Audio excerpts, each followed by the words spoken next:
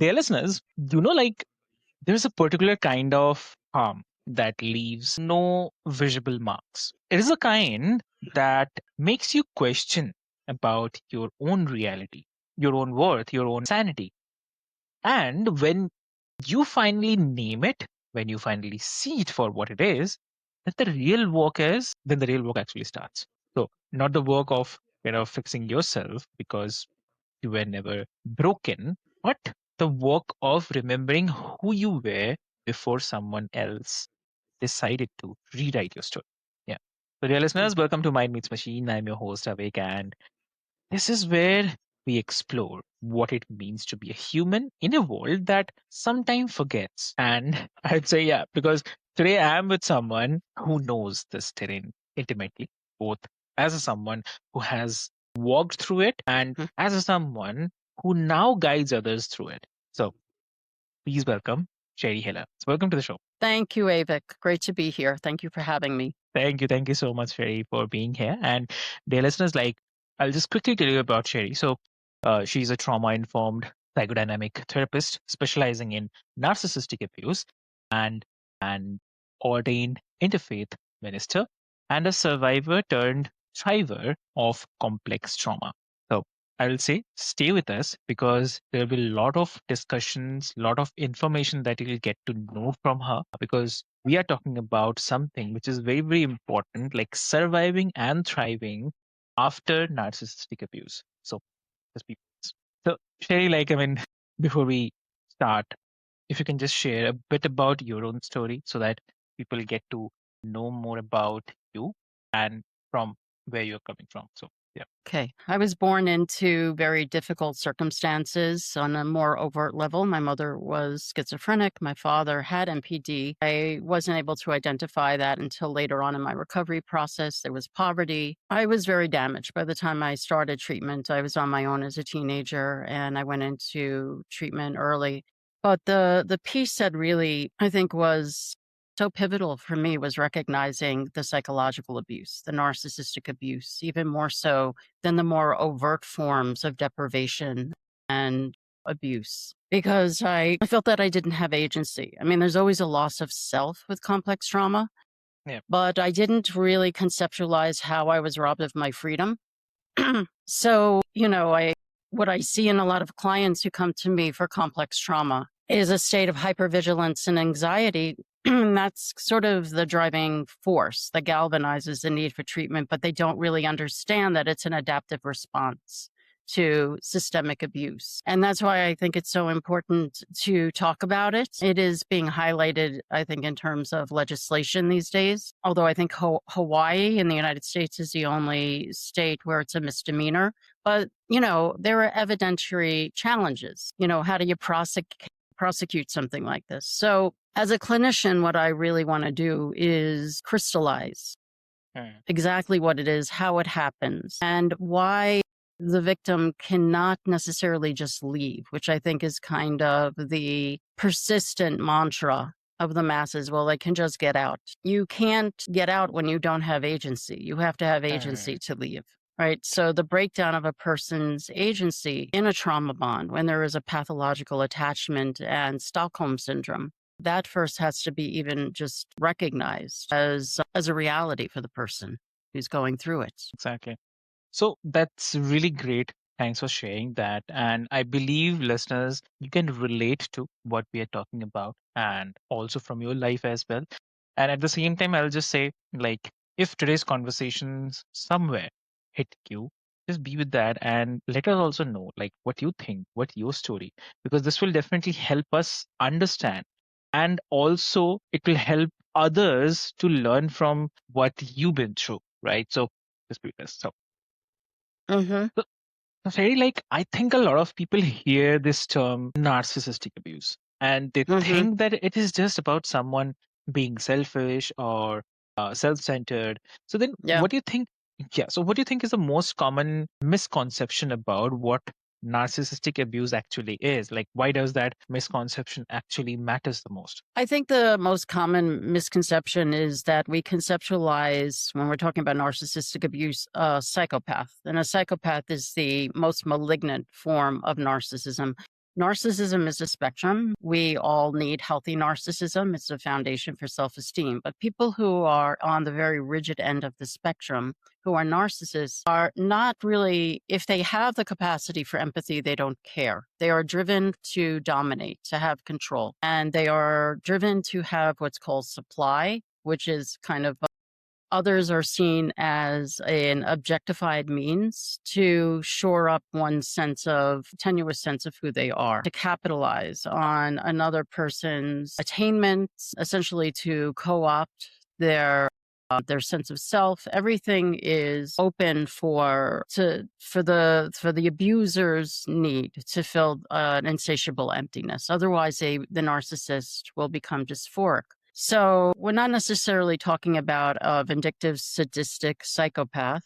That's a possibility, but we may be talking about someone who is extremely charismatic, someone who is very polished, actually, someone who has tremendous status, who can seem to be very virtuous in the public eye, but is really ruthless. Because when you don't have a conscience, it's easy to take people down and it's easy to get to the top of the food chain. So I think often we think about a person who is sort of grandiose, a buffoon, or someone who is just overtly needing attention. But I think what gets obscured is how a person with a narcissistic personality disorder can be very polished. And that makes them all the more insidious. Yeah. So when someone is in the middle of it, what makes it so hard to see clearly? Like what makes it and keeps people from recognizing what's happening to them? The most difficult aspect of this is the trauma bond. So our biological inheritance is to attach. We have to attach. We want to love and be loved. And we have certain moral imperatives that we live by, biases. We have to work through conflict. That's capitalized on by a narcissist. So they come in really fast, what is typically referred to as love bombing.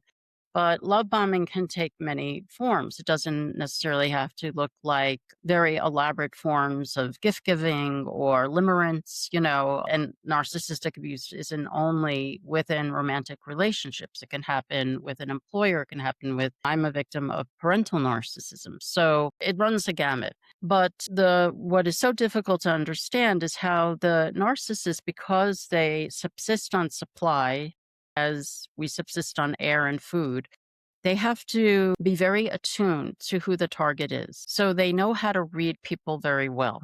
And they will absolutely, hone in on what the target's vulnerabilities are. What do they need? What do they desire? And that will be the foundational pull in, Some people who are more intelligently guarded, and that's kind of what I really encourage in people, may not be perceived as good supply because they are not malleable enough.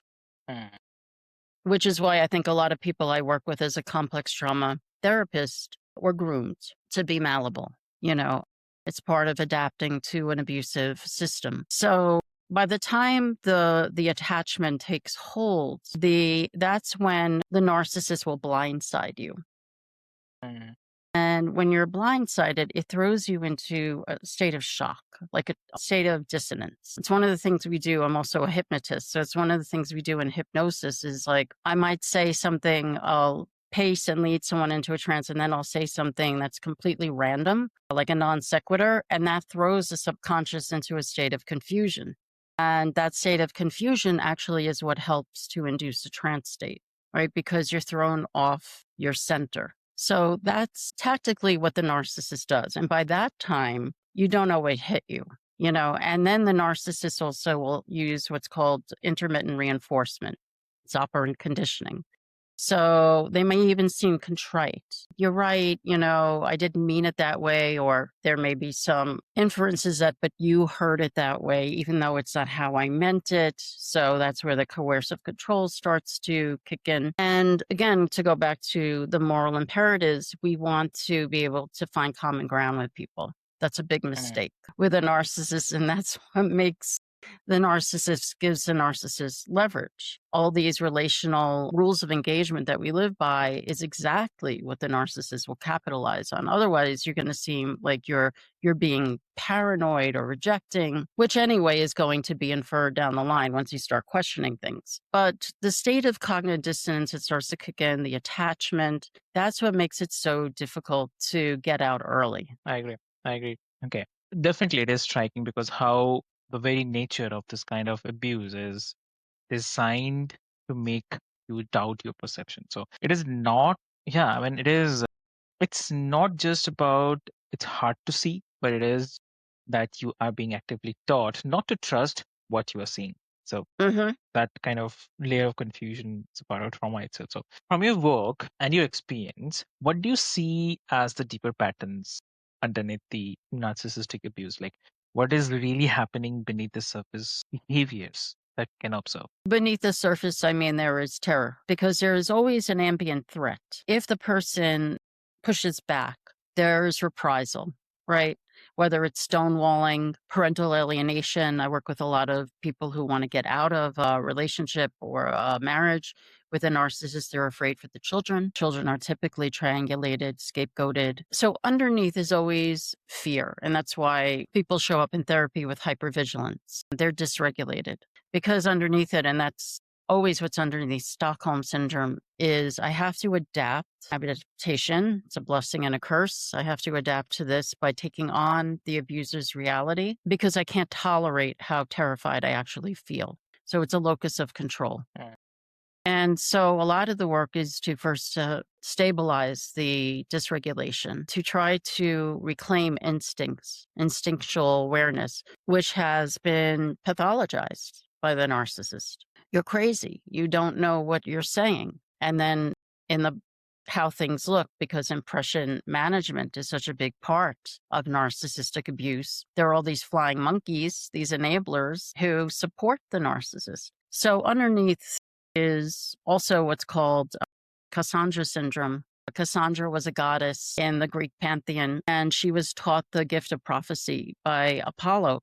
But he tried to rape her, and when she resisted his advances, he leveled a curse on her. He said, I can't take back the gift of prophecy from you, but you will always know the truth, and no one will ever believe you. And she went mad. So a lot of people present with Cassandra syndrome, but again, it's all kind of under the surface. And that's part of the work to exhume these tragic realities. How do those patterns take root in someone's sense of self over time? Like hmm what happens internally to the person on receiving end, on the receiving end? So it starts with the love bombing, as we talked about. And that is the state of limerence and feeling just enraptured. Oh, this person knows me better than anyone. We're so aligned. I've never had this kind of connection before. It feels almost otherworldly, whether it's a friendship or a romantic relationship, or even with I had a client who came into treatment with clear signs of complex trauma. It was more acute trauma. I couldn't figure out what was really happening. She had a very healthy background. She was a chemist. The CEO of her company was a psychopath. And she felt, oh, I met another woman like myself who I could really partner with. And at first it just seemed like, wow, this was going to be great. They were going to really inspire each other. And there was a whole smear campaign going on behind the scenes. There was a lot of gaslighting, and she was able to recover pretty quickly because she had such strong supports. Her family was really concerned about her, but she was having nightmares. She had to leave the company. The company eventually went under because of the influence of this woman, the CEO. But it starts out in a very hopeful place, a really just a feeling of I've found another who really gets me and who I could really share great things with. That is tactical. And as I said, the narcissist will read the other person and behave in a way that seems to be very benign, innocuous, very loving, very caring, encouraging, inspiring. So when the hooks are in, that's when change occurs. So it may feel like, I'll tell you experience I had. This was interesting. I was living in Montreal, and met a woman who was also from New York, and we became friends, and everything seemed okay. And then at a point where I felt that we were really connected, she suddenly started playing mind games. Like, she would always walk with me. She would walk, then she started walking in front of me. We would sit together in a restaurant. She would sit apart from me. It seemed to be very subtle, but because I'm so at this point skilled, I felt this rage inside of me. I felt like I can't believe I'm being blindsided. And it was funny because I was with our husbands were with us. My husband's sitting apart from me. He's like, "What's going on with you?" We were at dinner. I said, "I have to go. We have to go. I can't continue this farce." But he couldn't see it. And her husband was so abused. It was very clear. And then he starts opening up to me, as people sometimes do with therapists, about all the abuse in his life. And I'm thinking, you don't even know what you're dealing with right now. But it happens in a way that is very tactical. Now, if I didn't have the awareness that I do have, I probably would have felt very insecure and vulnerable and said, "Did I do something wrong?" And she would say, "What are you talking about? I'm just sitting over here. What's wrong with you?" The onus would be on me. So suddenly I'm this insecure, fragile person who is manufacturing concerns. So that's how it begins. And over time, with the intermittent reinforcement, the attachment deepens and the sense of confusion is enhanced. And so what you start to see is a state of hypervigilance that is also paired with a tremendous sense of fragility. There's a feeling of threat, but it's not defined. And so the person feels like, what's wrong with me? What is happening to me? Yeah, exactly. And I mean, obviously, like if we talk about our daily part, like for someone who is listening, who might be wondering that if they are experiencing this, then how does narcissistic abuse show up in their daily life?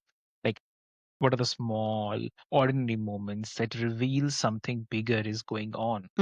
It really depends on the stage. So you have when you're by the end of the relationship, it's called the degrade and discard. If there's any pushing back, eventually the narcissist, they'll either get tired of you, or if your primary supply for many decades, you're basically diminished at that point. The idea is to break the person down. It's all about power. So signs when you're in, let's say, in a romantic relationship, there's going to be a lot of gaslighting, a lot of lies. Usually there's infidelity. It doesn't have to be necessarily, but that's pretty common. There is generally a sense of you are always mistaken. You're going to hear that there is never accountability. So that's important to look for. Sometimes a big tactic, which is really nefarious, is the narcissist will feign innocent. They won't say, "No, that never happened," but they might say, "I'm sorry, you're perceiving it that way. I really didn't mean it that way. I'm very confused." Usually, I think what you see is when I see a couple that comes in, and this has happened, the narcissistic partner will seem very present and contained, and the victim is off the rails, is unhinged. Yeah. And so a lot of times a therapist will say, well, that the unhinged person is the problem. But given my framework, I ask, how did they become this way? What's going on here? And move in a direction to sort of uncover what is going on beneath the surface. But there's always going to be a lack of accountability, a lot of implications that the target is making things up or is misunderstanding or is just outright mentally ill that could be part of the gaslighting to induce mental illness, which ultimately happens. Complex trauma is a mental illness. It's also an adaptation to abuse. So that's important to recognize. I mean, if you start to feel very flooded and then you start to feel very numb, as if you are kind of in a suspended reality, that's typically an indication that you're being abused. So, are there any emotional or psychological signals that people often overlook? There's often reactive abuse, which is a setup. So people can reach a limit and then they're perceived as the abuser after they are so pushed to the edge. And that can typically happen. And then that further reinforces the narcissist's agenda. Alternatively, the person can become very compliant and obedient, is always thinking, what will happen if I speak? Now, and losing sight of the fact, well, you have your right to your spontaneous expression it's inherent, right? It's our birthright. So even when that becomes conceptualized as something that is egregious in a relationship, that's an indication that there's psychological captivity happening. Any kind of preoccupation with what you want to say, what you want to do. Oh, I'm not allowed to go out. I can't see that. I can't wear this. There's a lot of surveillance that happens. So adapting to being always watched. I've had a lot of clients who've had devices put on, like forensic, actually tracking devices that have been put on their computers, on their phones. So it's often very concealed, and that's why it's so difficult to identify. A lot of the work, as you said, is returning to who you were. Even the idea that this is lunacy, that I've normalized this. Understand. And so one more thing here, which is striking me, like healing is a kind of complex trauma. It's not, I mean, from a kind of complex trauma, it's not linear. So what do you tell people about handling the setbacks or those moments when old patterns resurface? It is going to be circuitous, so when I do encourage no contact, or at least gray rocking. A person needs to protect themselves, especially, you have to look at the level of abuse. Is someone in a life-threatening situation? Sometimes you have to really talk about a contingency plan before you can even get into patterns. Often, I think what happens, a pattern that really erupts is because a person is coming out of a relationship and which they were systematically and tactically abused. There's a lot of paranoia. Everyone's a narcissist now. Everything that anyone does is a sign, is a red flag. So a lot of the work at first, when the patterns start to emerge, is having a foundation of safety. What does safety look like? How to feel safe in one's body, to repair the mind-body split that happens when you're going through complex trauma. Regulation is really important. I'm really looking at rules of engagement because it is life-changing. The patterns, sometimes, the patterns of compliance or the patterns of reactive abuse, some of that you want to actually borrow from in terms of establishing rules of engagement. I don't want to get to a point where I act in a way that's antithetical to my values. So I have to be intelligently guarded. That may mean I'm not going to be as friendly as I used to be. I'm not going to be as open. I need to have sort of a blueprint, a relational blueprint. And all of my clients, myself included, who have gone through this, it changes you. So when the patterns emerge, it is an indication that there's activation, and learning how to regulate oneself, return to a place of safety, but then also to question. I think that's a very important piece. Why am I triggered? What's happening?